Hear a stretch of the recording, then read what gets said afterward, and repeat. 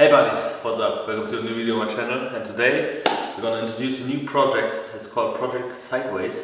So we're gonna build a drift car, but we build it backwards. So I was looking for drift car projects and like what can I do, and yeah, like the most of you who are gonna build a drift car, looking for like rear-wheel drive cars like BMWs, Nissan 350Z, 300Z or whatever is out there. But I decided to go the other route. The other route, I mean, we're gonna build the engine first, then we get the transmission. Yeah, basically we build the drivetrain first, then we get some car, whatever it's gonna be, front wheel drive, rear wheel drive, whatever it is, and we're gonna slap that motherfucker into that car and going drifting, like to drifting events and all that stuff. So what do we got here? So this is a LS engine, 5.3 liter, small block Chevy. It's coming out of a 02 Silverado, I think it was. I got a pretty good deal on it. It spins freely, but we're gonna rebuild it anyway. So that's what we're gonna do today. Today we're gonna tear the engine apart, see what's going on. We're gonna paint it and everything, and it's getting headers, some modifications too. Because we need a little bit more horsepower. We are shooting for about 350, 400 horsepower, what will be pretty good for a drift car, I guess. And yeah, maybe even more, I don't know. We probably also go to a dyno once we are done, see how much power we're really putting to the rear wheels. So I get this engine, and basically I got the engine with the whole wiring harness in a good condition. Throttle body, all accessories, starter, alternator, everything we need. It even came with engine mounts and the mass airflow sensor, everything. Computer was also included, so we basically got the whole engine swap kit. We're gonna take the flex plate off because we're going with a manual transmission, obviously. And yeah, we need another oil pan, a low profile oil pan. And we also probably replace the intake manifold because it's sticking up pretty high. We're trying to keep it as small and compact as possible because we're doing a swap, and yeah, we need as much room as possible around the engine. And the more stuff we take out, the lighter the engine is. And you know, reducing weight is always the best way. For the inside of the car, it's getting also. I have already here full bucket racing seats, 5-point harness, and all that stuff we need for a drift car, except for the other stuff like hydraulic handbrake and all that stuff. But it's getting all that. But yeah, like I said, that's Project Sideways. We're building it backwards, starting with the engine. Now we're gonna tear it apart. We take a look at it first. It's about 200 miles on it, I think. It's about 200,000 miles on it. But yeah, like I said, we're gonna rebuild it. So let's take a look at the engine. So that's it right now. Intake manifold, everything. I think we have two broken studs at this exhaust. This one is fine, but we got a heads machined anyways. And that's the air filter system. It's going to trash. We need the mass airflow sensor. Alright. So I took the intake manifold off, and yeah, that's kind of interesting. I think like I don't know, maybe a squirrel was hiding some stuff underneath there or whatever. I don't know. So I'm gonna vacuum that out, taking the valve covers off, and then we take a look. So I took the valve cover off. That's the condition underneath. That looks pretty clean so far. Yeah, but yeah, super clean. So now I get it on my engine stand, and we're gonna take down the heads, and then we take a look again. Alright, so we took the heads down. There are the rockers and the rods. So here are the heads. Condition is not too bad at all. No cracks and nothing. So that's how the head looks at. Alright. So we're gonna bring the heads to the machine shop. There are also like two broken exhaust studs in there. What needs to get out there.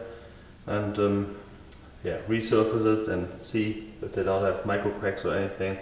So they're gonna check all that and yeah, clean them up, of course. So here we got the block, piston still in there, and yeah, so in here it's a little bit dirtier, but the cylinders are totally fine.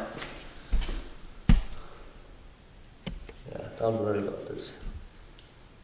But let me see if I can capture it good.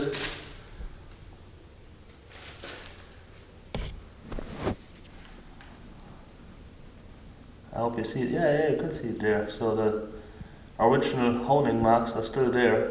So when I have the pistons out, I'm gonna check them if they are all in a condition like that. Just hone them with a honing tool, like a brush, and call it a day. Maybe even use the original pistons, just clean them up. Maybe put new piston rings on there, depends on the condition. Yeah, put new piston run, clean up the pistons, put new rings on there, and call it a day. Yeah, so I go ahead, turn around, take the crankshaft out, and then we take a look at the crankshaft bearings. How's the condition of the crankshaft bearings? I'm really curious about to see that. Here we got a crankshaft, and the crankshaft looks pretty good. So just needs to get polished. Yeah, crankshaft looks pretty good. Just needs to get polished, so it's nothing you can really feel. Sure, here where the two connecting rods come together, you have that marks, but we're gonna polish that by ourselves. So we got the pistons. I cleaned already one bearing, so you can see it there too. So condition of that bearings are also pretty good. Nearly no build up in the lower piston ring. Yeah, nearly no build up in the lower piston ring. So piston looks pretty good. No signs of excess wear, so we can reuse the pistons. Camshaft is also pretty good. Yeah, everything looks good. Nothing happened here, and also here where the bearings are, everything looks good. Here we got the main caps. Also here, bearings look pretty good, but we're gonna replace everything anyways. But yeah, what the normal wear and tear, you know, nothing really bad. So yeah, that's the crankshaft pistons, the whole assembly. Let's take a look at the block. I cleaned already the bearing spots. That looks also pretty nice. No big marks in there, nothing. Yeah, like I said, we're gonna replace them anyways. Here in the middle one, we got the big bearing, what is like centering the crankshaft. That's why you have like a bearing here too. It's out of a little bit different material, or another coating, whatever. So that's why this bearing is different. And oh yeah, here we got some dirt build up, I guess. Nothing too bad. Okay, so we're polishing the rod journals right now. So that's right here. And yeah, that's the mark where the two not touching. Yeah, so we have that mark here. We use that as kind of an indication. Once that's gone, we're done. Alright, so what we're doing, first we clean it up with brake clean.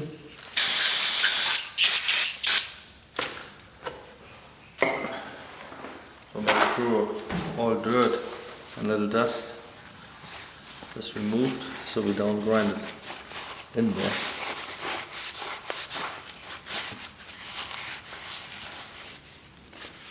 Okay.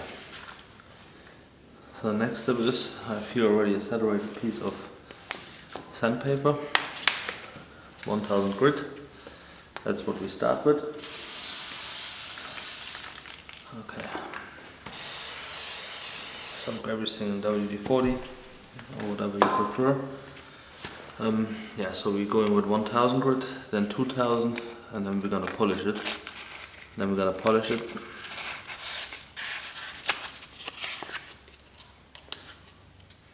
So wrap it around so it moves kind of freely. I need to take a lace from an old shoe or whatever.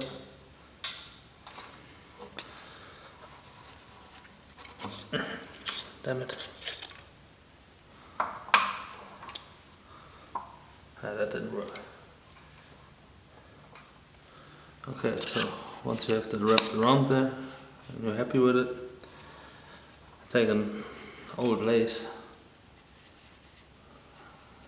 get 2 times around,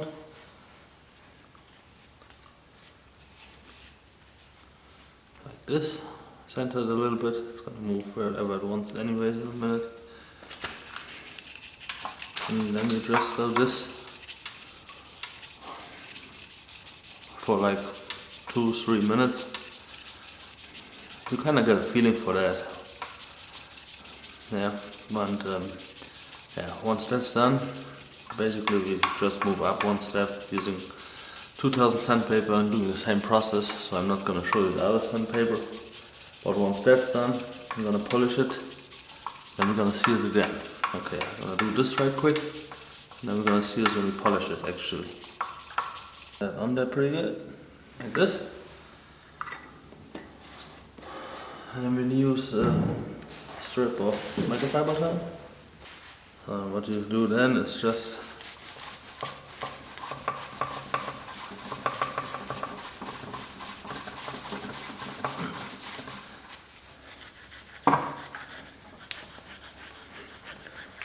polish it, give it a nice finish. No imperfections in there anymore. Yeah, so that's pretty good. And so we're gonna repeat that step for all 9 points. Yeah, the 4 for the pistons and the 5 for the main bearings. And once that's done, the crank is ready to go back in.